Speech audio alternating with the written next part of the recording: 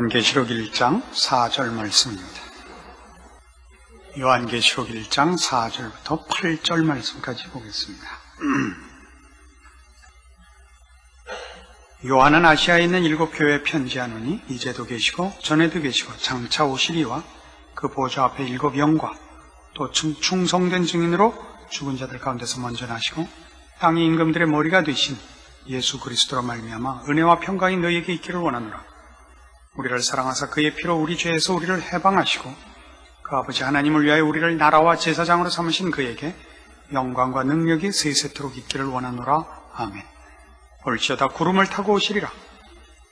각인의 눈이 그를 보겠고 그를 찌른 자들도 볼 터이요 땅에 있는 모든 족속이 그를 인하여 애곡하리니 그러하리라. 아멘. 주 하나님이 가라사대 나는 알파와 오메가라. 이제도 있고 전에도 있었고 장차 올 자요 전능한 자라 하시더라.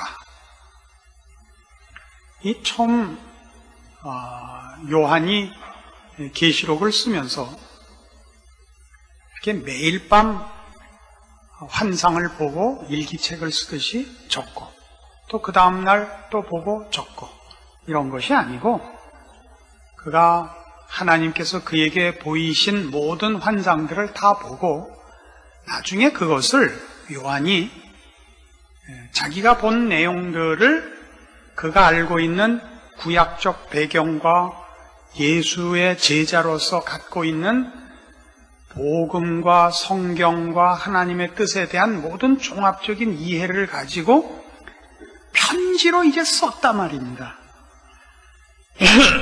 그냥 받아쓰기를 해서 전보문을 보내듯이 받은 물건을 보내듯이 배달하고 전달하기만 한 것이 아니라 그가 보고 그에게 알게 한 것을 그가 이제 자기 나름대로 또 이렇게 이런 표현을 여러분 그 오해 소지하죠.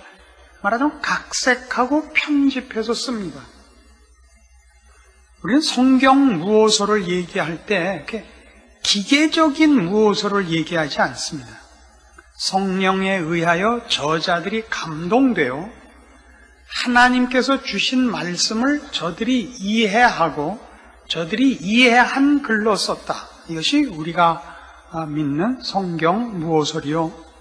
성령께서 감동하사 성경 기록을 간섭하셨다라고 믿는 내용입니다. 여러 번 이런 것과 관계된 말씀을 드린 바와 같이 성경은 말하자면 무슨 지침서나 안내서 정도가 아닙니다. 무슨 매뉴얼이 아니에요. 이건 증언이라고요. 하나님을 알고 믿고 인도함을 받고 어떤 내용들을 계시로 받고 한 이 기록을 한 종들이 신앙인으로 하나님의 사람으로 저들이 하나님 앞에 책임 맡은 일뿐만 아니라 그런 일을 맡기시는 하나님에 대한 신앙 고백과 항복과 저들의 이해를 저들의 육성으로 저들의 항복으로 우리에게 증언하려는 글들이란 말이죠. 왜 이런 얘기를 하냐면 그래서 이 요한계시록 1장에 기록된 이 몇 절 안 되는 내용 속에 사실은 요한이 이 글을 쓰면서 어떤 의도를 갖고 있고 어디에 초점을 두고 있느냐가 사실은 1장에 다 나온다 이 얘기입니다. 그 얘기를 하려고 그래요.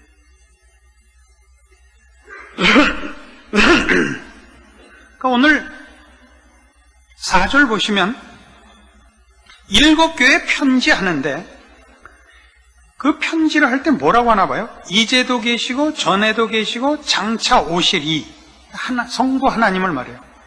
그 보좌 앞에 7 영과 여기서 말하는 7 영이라는 건 일곱 인의 영, 그러니까 7 분의 영 이런 개념이 아니고 성령 하나님을 지칭하는 것으로 보통 학자들이 이해합니다. 그 성령님의 완전하심을 나타내기 위하여 7 영 이렇게 쓰는 겁니다.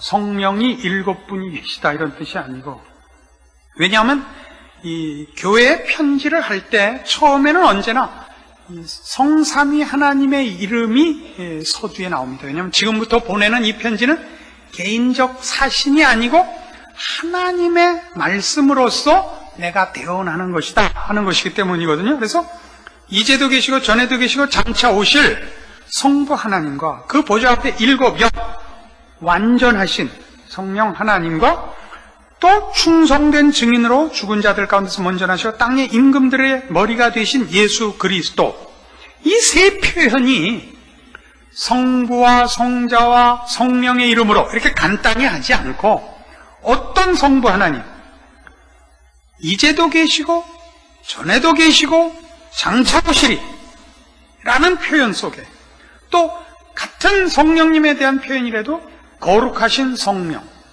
혹은 우리를 지키시는 성령이 아니라 일곱 영, 이런 표현, 또 우리를 죄와 사망에서 구원하신 예수 그리스도, 이렇게 간단한 얘기가 아니라 충성된 증인으로 죽은 자들 가운데서 먼저 나시고 땅의 임금들의 머리가 되신 예수 그리스도, 이렇게 세 분을 설명을 해서 그 언급을 하고 로 말미암아 은혜와 평강이 너희에게 있기를 원하노라가 됐단 말이에요.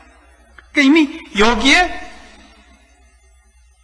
이 계시록을 쓰면서 종말에 관한 이제 그 비밀과 또 장차 일어날 일과, 그러면서도 교회가 가지는 그 위로,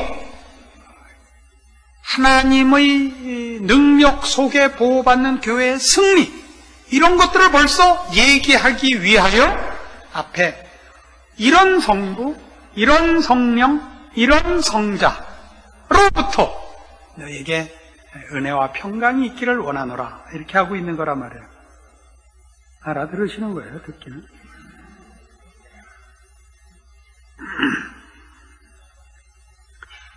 이 말씀은 뒤에 이제 7절 볼자가 구름을 타고 오시리라 이렇게 되어 있죠. 구름을 타고 오시리라. 각인의 눈이 그를 보겠고 그를 찌른 자들도 볼 터여 땅에 있는 모든 족속이 그를 인하여 애곡하리니 그러하리라. 아멘. 이렇게 되어 있단 말이에요. 오실 것이라.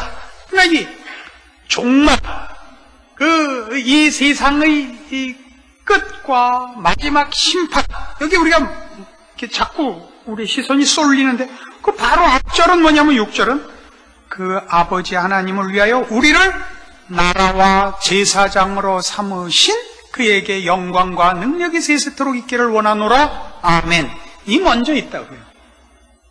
우리를 나라와 제사장으로 삼으셨다가 있고 구름을 타고 오시리라가 있다고요. 우리의 독특한 지위, 하나님을 믿는 백성들의 독특한 운명, 실패하거나 침해받거나 무슨 어떻게도 방해받을 수 없는 하나님이 사랑하시고 지키시는 그의 백성들이 있고, 그렇죠? 그리고 마지막 심판을 얘기하는 것으로 6절과 7절을 그렇게 해놨어요. 그래 놓고 다시 8절에 주 하나님이 가라사대 때 나는 알파와 오메가라, 이제도 있고 전에도 있었고 장차 올 자여 전능한 자라 하시더라. 이렇게 다시 한 번 더 이 부분을 강조하는 것입니다. 왜요? 당시는 로마가 세계를 다스리고 있었지만 정권을 잡고 있고 무슨 이런 건 다 로마지만 내용은 그 정신과 사상과 문화는 그리스였단 말이죠. 그리스 사상, 그리스 철학, 그리스 문화가 사실은 로마라는 나라의 모든 그 정치, 행정, 이런 조직을 타고 전 세계의 그 내용으로서 힘을 발하고 있었습니다. 이 그리스인들, 그리스인이라고도 하고 헬라인들이라고도 하는 이 그리스인들은 미래라는 것은 과거와 현재의 연장이라고 보았습니다. 그러니까 세상 역사라는 것은 현재가 과거의 결과고 미래는 현재의 결과일 것이라. 그럼 사실 하나님 없는 모든 사람들이 보는 세상에 대한 그 예측이죠. 당시 지금 이 사도 요한이 계시록을 쓰고 있는 이 당시는 로마가 전 세계를 지배하고 있는 때요.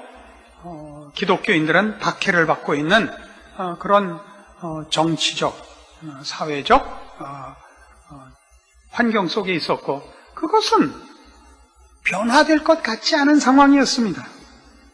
누가 로마를 무너뜨리리라 생각했으며 언제 기독교가 국가와 사회 앞에 인정을 받을 거라고 기대를 했겠습니까? 그러나 여기 지금 하는 얘기는 바로 그 얘기입니다. 하나님은 시작하시고 과정을 개입하사 인도하시고 결과를 만드시는 이다, 이겁니다. 지금 보이는 대로 무슨 눈덩이가 굴러가듯이, 무슨 물이 높은 데서 낮은 데로 흘러가듯이 세상이라는 것이, 역사라는 것이 그렇게 가는 것이 아니다. 만드신 이가 있고 그것을 주장하시고 지금 개입하사 간섭하시는, 경영하시는 이가 있고 그것을 결과시키시는 이가 있다. 그게 누구냐? 전에도 계시고 지금도 계시고 장차 오실 우리 하나님이시다. 자꾸 이 얘기를 하는 겁니다. 그러니까 벌써 뭘 암시하고 있어요. 이대로 세상이 끝나지 않는다. 세상이 가진 조건과 지금의 모습으로 결과를 미리 예측하지 마라. 하나님이 계시다. 너희를 백성 삼은, 이 세상을 지으시고 너희를 그의 자녀로 삼은 하나님이 계시다. 좀 더 빨리 급해서 결론에 가서 극적으로 해야 되는 얘기지만 미리 예고편을 보자면, 너희를 위하여 그 아들을 십자가에 못 박기 위하여 처녀 탄생을 시킨 아버지가 계시다. 그 얘기예요. 그게 뭐라고 나왔어요? 죽은 자들 가운데서 먼저 나시고 땅의 임금들의 머리가 되신 예수 그리스도. 이런 표현을 한 것은 벌써 너희 봐라, 너희가 죄인으로 태어났고 죽을 수밖에 없는 운명 속에 있었는데 하나님이 거기 개입하사 그의 아들을 세상에 보내요. 이 말도 안 되는 구원을 주시지 않았느냐? 마찬가지로 이 세상 끝을 하나님 이렇게 끝내지 않는다. 나는 알파와 오메가라. 이제도 있고 전에도 있었고 장차 올 자요 전능한 자라. 이 표현을 그래서 이렇게 강조해서 요한이 서두에 미리 못 박아 놓는 것입니다. 우리는 1장 1절에도 이 계시록을 쓰면서 맨 서두에 이런 단어가 나왔던 것을 사실 주의해서 봐야 됩니다. 예수 그리스도의 계시라. 이렇게 예수 그리스도의 계시라. 예수 그리스도의 계시라 할 때는 뒤에 가면 이제 인을 뗄 자가 없어서 이제 요한이 울었더니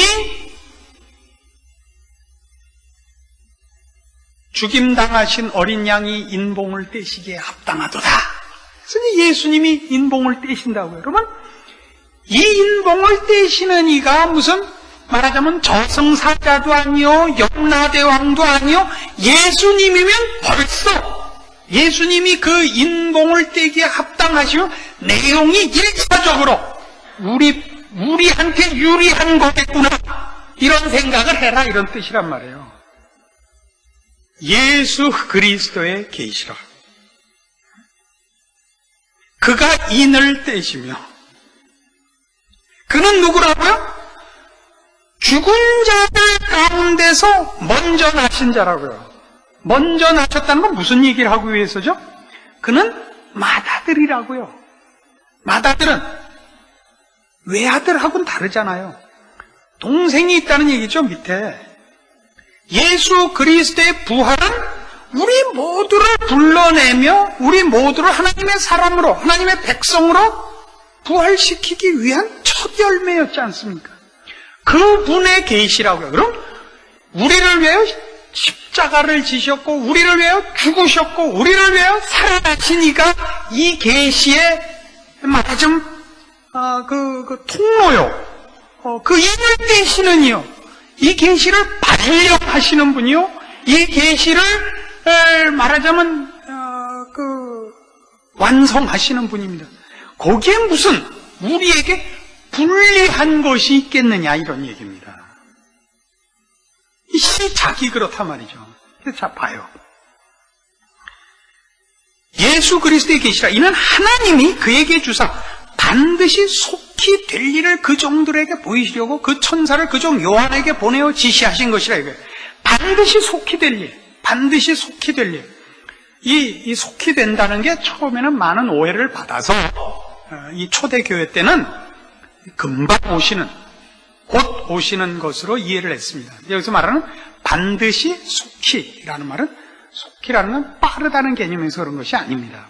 이 반드시 속히 된다는 것은 이 일은 의논하고 형편을 봐서 이렇게 가능하면 하고 아니면 좀 변경시키고 이렇게 할 일이 아니라는 뜻입니다. 왜요? 하나님이 온 천하 만물과 역사의 주인이시기 때문에. 지금은 우리가 민주주의 시대에 사니까 결론을 내릴 때는 많은 사람들이 의논을 해서 다수의 의견을 가능한 한 뽑아내는 방식으로 하기 때문에 더디죠. 결론이 더 더디고 낸 결론도 또 해나가다가 반대에 부딪히거나 시행착오가 있거나 그렇지만 고대 사회는 왕권이 지엄한 때이고 그런 상황 하에서는 이게 무슨 말인지 그때는 다 알아먹은 겁니다. 그보다 더하죠. 하나님은 모든 존재의 근원이시며 만드시는 창조주시며 그 모든 것에 대한 심판권을 갖고 계시는 분입니다. 그분이 하시겠다 그러면 그건 그냥 된 거지요. 그게 반드시 속히 될 일이라는 말의 뜻입니다. 내가 이렇게 하기로 했다. 이 일은 지체되지 않는다. 시간적인 개념이 아니라 다른 누구의 방해를 받거나 환경과 조건에 의해서 지체될 일이 없다. 그래서 속히예요. 또 왜 반드시 하나님은 변덕을 안 부리시기 때문에 이게 그 서두에 놓은 얘기라고요. 그건 전부 예수 그리스도의 계시라 이는 하나님이 그에게 주사 반드시 속히 될 일인데 누구에게 줬어? 그리스도, 예수 그리스도에게 이 계시를, 이 내용을, 이 계획을, 이 결과를 그리스도를 통하여 하시기로 했다고요. 그리스도를 통하여 하시기로 했다는 것은 그리스도가 없으면 이 일이 안 되는 어떤 무엇이 있다는 뜻이요. 그건 뭐냐 하면 구원과 연결된 조건을 말하는 것이죠. 그래서 이 계시록의 결과적으로 제일 중요하고 핵심되는 부분인 종말의 하나님의 대심판은 이미 서두에서 그 심판이 어떤 성격을 가지며 어떤 내용이겠는가가 사실은 서두에 이미 다 판정이 난 상태로 그 다음에 결과를 찾아가보는 그런 것이 된 겁니다. 요즘 입학 시즌이니까 여러분 잘 아시겠습니다만 합격됐나 안 됐나 확인해보고 그 다음에 가서 합격된 왼수들은 꼭 가서 해보는 거, 학교에 가서 이렇게 찾아서 보는 거죠. 그죠? 계시록은 앞에서 합격 확인을 해놓고 이제 읽어가면서 순서에 따라서 학교에 붙어있는 번호와 이름을 확인하는 그런 기분으로 나가는 것입니다. 그래서 이 예수 그리스도의 계시라 해서 지금 1장 4절, 5절, 특히 5절에 있는 예수 그리스도의 계시가 무엇을 뜻하느냐? 충성된 증인이라는 겁니다. 죽은 자들 가운데서 먼저 나셨습니다. 그리고 땅의 임금들의 머리가 되셨습니다. 이 삼중 호칭, 예수 그리스도에 대한 이 삼중 호칭은 여러 가지 그 의미를 사실 갖고 있습니다. 어떤 의미를 가지느냐? 예수 그리스도께서 오셔서 무엇을 하셨는가? 어떻게 하셨는가요? 하나님께서 누구신가? 무엇을 하려고 하시는가? 우리에 대하여 어떤 분인가를 죽음을 당하시는 자리까지 증언하셨습니다.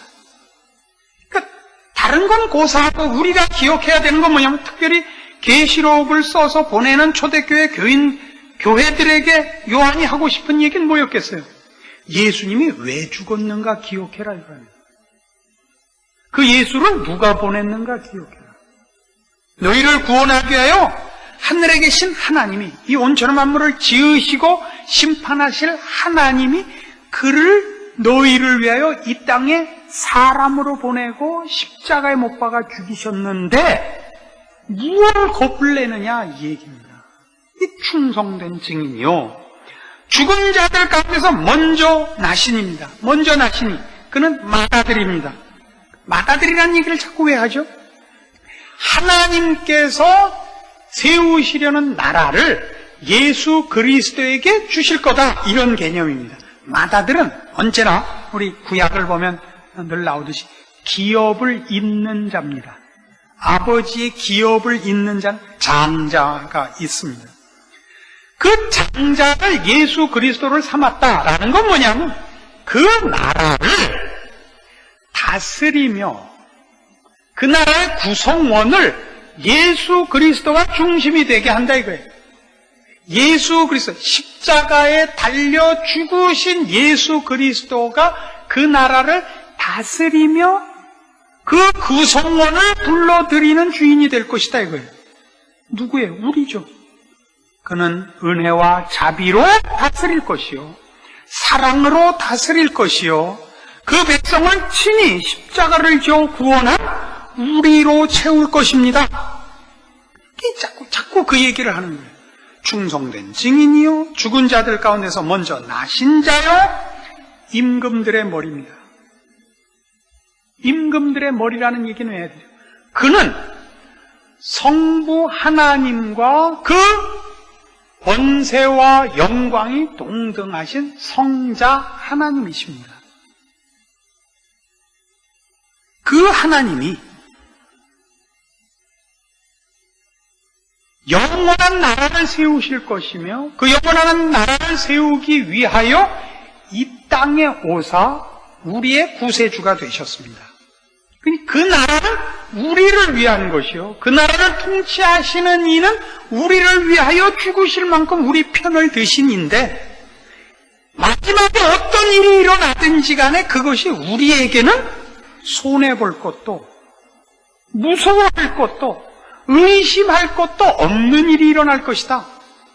일어나는 일에 재난이 있고 거기 무슨 두려움이 있다면 하나님을 모르는 자들, 예수 그리스도의 십자가와 상관없는 자들에게 해당하는 것이지, 우리에게는 거기에는 어떤 걱정거리도 두려움도 의심도 있을 수가 없는 것이다. 이 무엇을 받고 싶은 겁니다.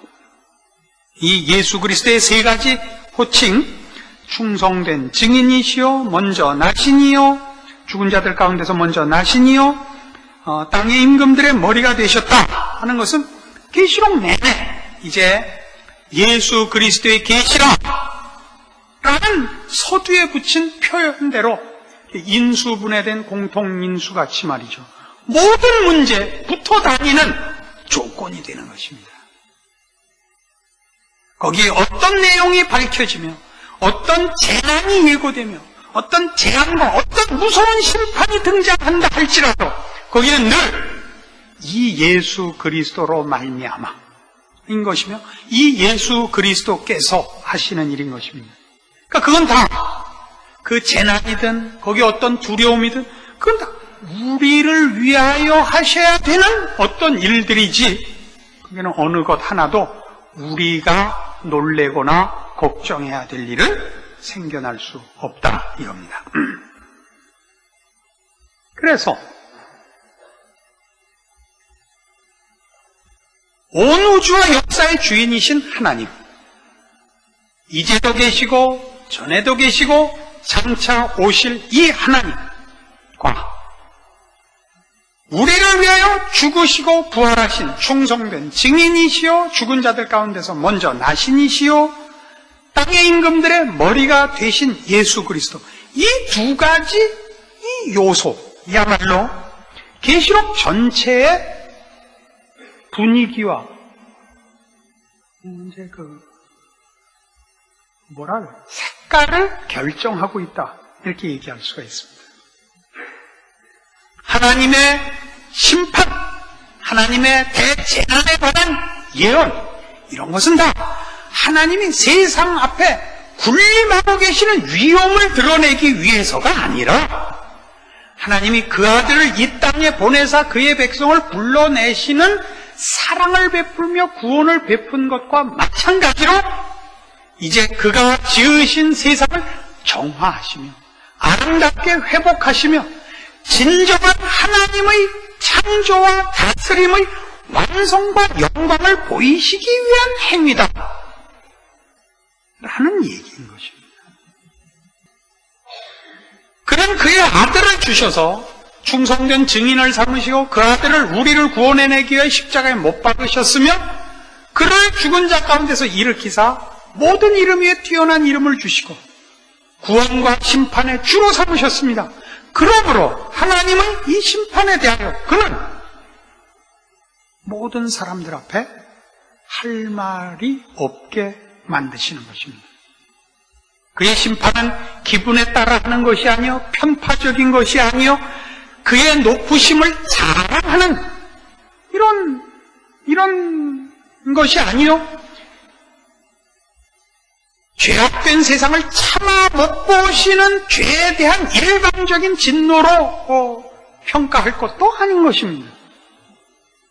그 아들을 십자가에 못 박는 사람과 같은 맥락에서 이 죄의 원리로 계속되어 죄인을 낳고 태어나는 모든 자연인마다 죄를 지을 수밖에 없는 이 첫 창조의 모든 악순환의 고리를 끊고 영원한 나라, 복된 나라, 다시는 죄악된 것이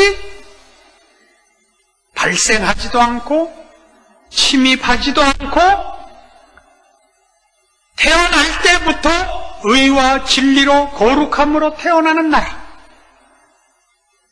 누가 누구를 해하거나 사람의 본성 저 뿌리 깊은 곳에 죄악된 것이 자리하는 것이 없는 족속을 만들어내는 일을 십자가를 세우시는 것과 동일한 은혜와 긍휼과 사랑과 능력으로 이제 세상의 심판을 행하시는 것이라 이렇게 요한이 설명하는 것입니다.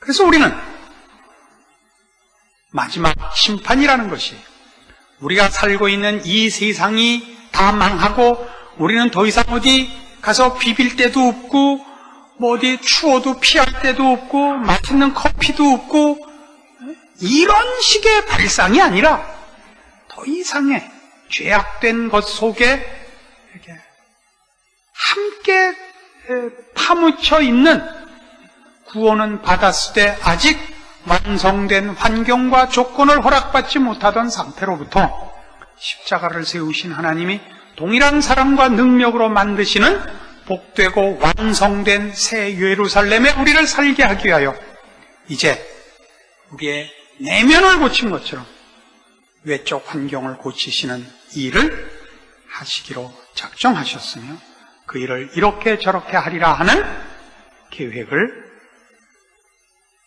보게 되는 것입니다. 이런 분명한 시각을 가지고 근거를 가지고 믿음과 소망 안에서 하나님께서 우리를 위하여 이루시는 전우주적 역사적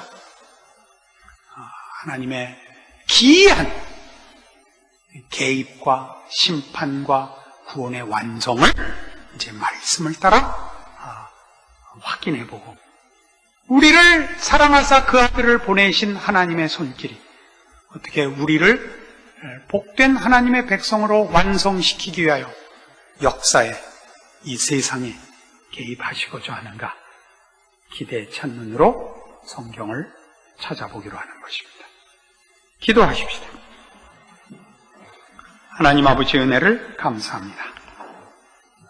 하나님께서 우리를 위하여 그 아들을 이 땅에 보내셨으며 우리를 위하여 그를 십자가에 매단 것 같이 이제 우리를 위하여 이 죄악된 세상을 끝을 내시며 모든 악한 것들을 심판하시고 하나님을 거스리며 못되고 더러움을 행하는 모든 죄악된 것들을 모아 불못에 가두시고 이제 하나님의 백성들을 그 거룩함과 그 영광됨과 그 자랑과 영생으로 불러 우리 하나님과 영원토록 감사와 찬송 솔기에 살게 하시는 일을 이루시려 이 하나님이 작정하신 모든 계획을 말씀 속에 기록하셨고 우리에게 주셨고 소망으로 가지게 하시며 믿음으로 이 확인을 우리의 것으로 주셨습니다. 잠시 받는 환난과 고난이 영원한 영광에 중한 것을 이루는 것과 우리 하나님이 이 일을 이루시는 열심이 그 아들을 우리를 위하여 보내신 그 열심과 방불한 것을 기억하고 이제 오늘을 사는 우리의 삶을 이제도 계시고 전에도 계시고 장차 오실 우리 하나님의 능력 안에서 승리하는 저희들 되게 하시옵소서. 예수님 이름으로 기도합니다.